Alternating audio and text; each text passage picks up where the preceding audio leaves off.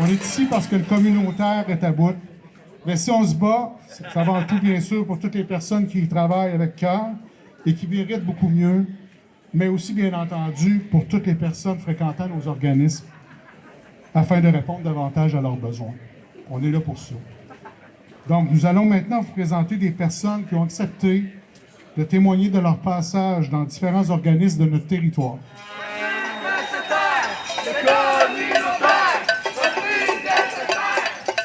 Mon nom est Mathieu Robinson, je suis atteint du syndrome de Williams et je travaille à la FAI comme porte-parole pour le CA, pour mes amis aussi, pour l'avenir.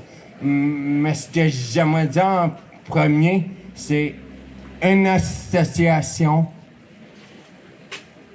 un intervenant, un cœur, un geste, un impact, un mouvement. Plus d'associations, plus d'intervenantes, plus de cœur, plus de gestes, plus d'impact, plus rien. C'est comme un deuil. C'est comme si on vous prenait tout ce que vous aviez et vous pouvez plus le reprendre. Et pour nous, notre association, c'est une fraternité. C'est un moyen d'être unis, d'être solidaire dans les moments difficiles, se supporter, être courageux, de dire « Moi, je suis quelqu'un, je suis pas un étranger. Je suis une personne comme vous tous, mais avec une différence. » Quand on vous dit que vous n'êtes pas capable d'avancer, de vivre en couple, d'être heureux dans ce que vous êtes, ben moi j'ai le goût de dire, regarde-moi foncer, même si ça fait mal, montrer ce que c'est que de vivre la déficience intellectuelle et mets-toi à notre place au lieu de juger.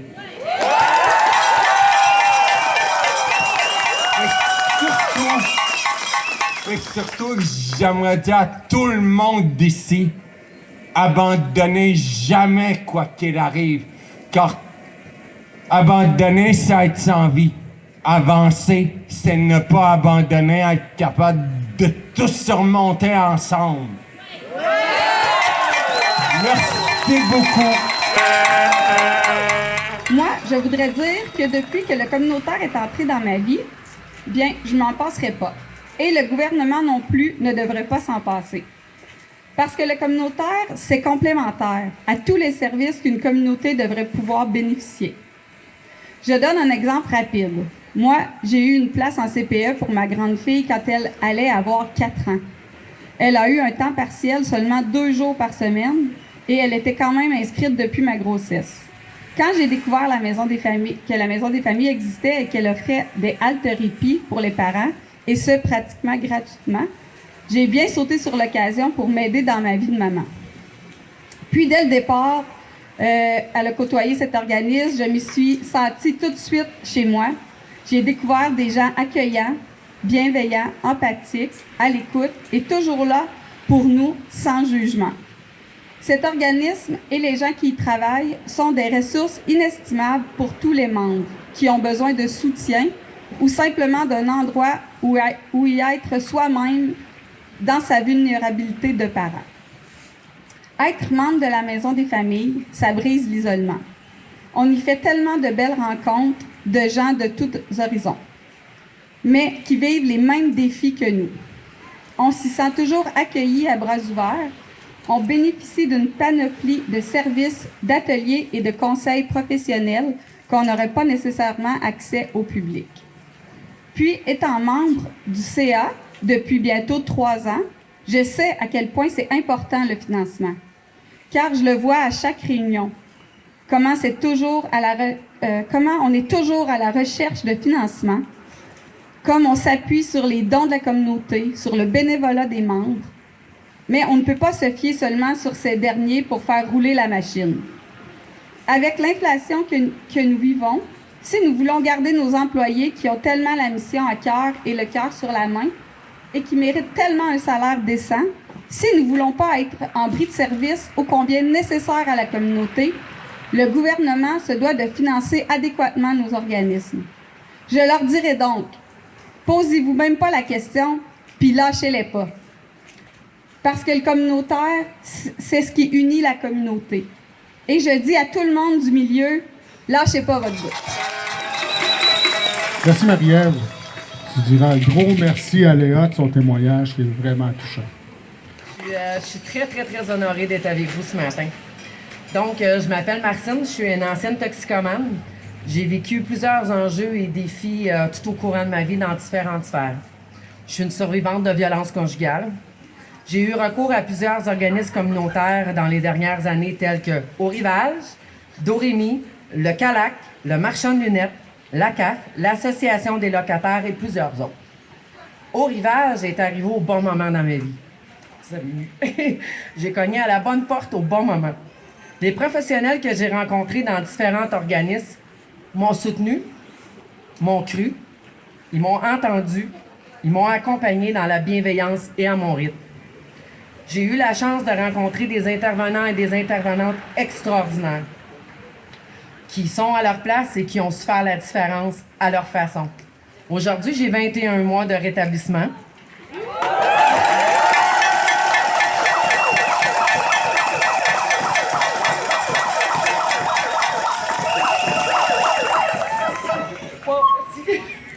Je suis très, très, très émue. Merci beaucoup. Attends, je vais essayer de continuer, être capable de lire. Et je ne crois pas que j'aurais pu y arriver sans tous ces accompagnements. Quand j'étais à bout, c'est le communautaire qui était là présent. Maintenant que c'est le communautaire qui est à bout, c'est à nous d'être présents, d'être ensemble, d'être solidaires. Puis moi, j'ai besoin de mon communautaire.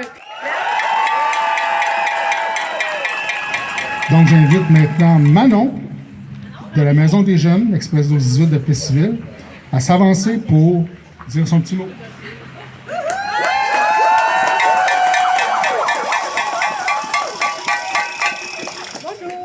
Moi, je suis intervenante à la Maison des Jeunes depuis maintenant très longtemps. Là, aujourd'hui, je voulais vous partager une rencontre que j'ai eue au fil des années. Donc, une jeune adulte qui est passée à la Maison des Jeunes un soir, puis qui est venue me voir, puis m'a dit « Hey, Manon, j'aimerais ça te parler. » Mais moi, cette jeune-là, elle me disait rien. Puis là, elle me dit « Manon, tu me reconnais-tu? » Puis là, je cherche, puis elle me parle, puis je finis par dire « Ah oui, elle me dit, c'est moi qui venais dîner à tous les midis à la Maison de Jeunes. Je venais jaser avec toi. » C'est sûr qu'il y en a passé des jeunes dans le temps, fait qu'à un moment donné, on peut pas se rappeler exactement de tous les jeunes, mais son visage m'est revenu dans le temps de sa jeunesse. Puis j'ai demandé de ses nouvelles, comment elle allait, puis elle me dit « Aujourd'hui, ça va bien.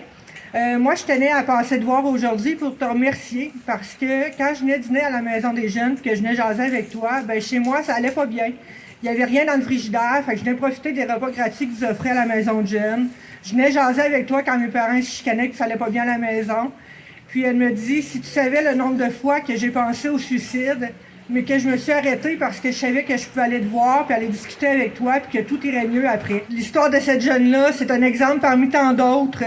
C'est une raison de plus de revendiquer un meilleur financement pour nos organismes, pour les garder en vie.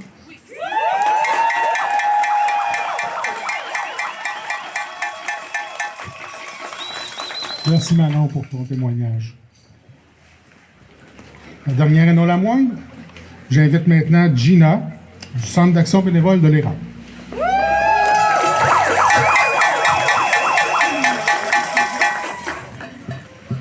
Bonjour tout le monde, je m'appelle Gina et je suis agente en communication au Centre d'action bénévole de l'Érable.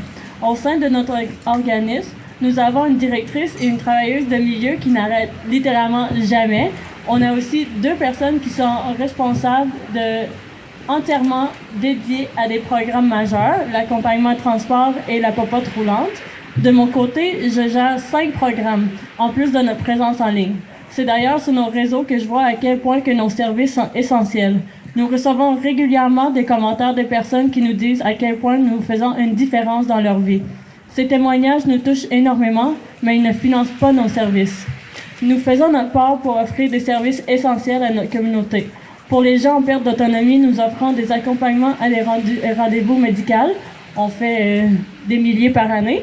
Avec la popote roulante, on offre plus de 500 repas à moindre coût chaque semaine, en plus des appels et des visites à domicile pour briser l'isolement et plus encore. Aujourd'hui, il est temps que notre valeur soit reconnue. Le milieu communautaire est à bout de souffle. Nous avons besoin de soutien à la hauteur de notre impact. Merci.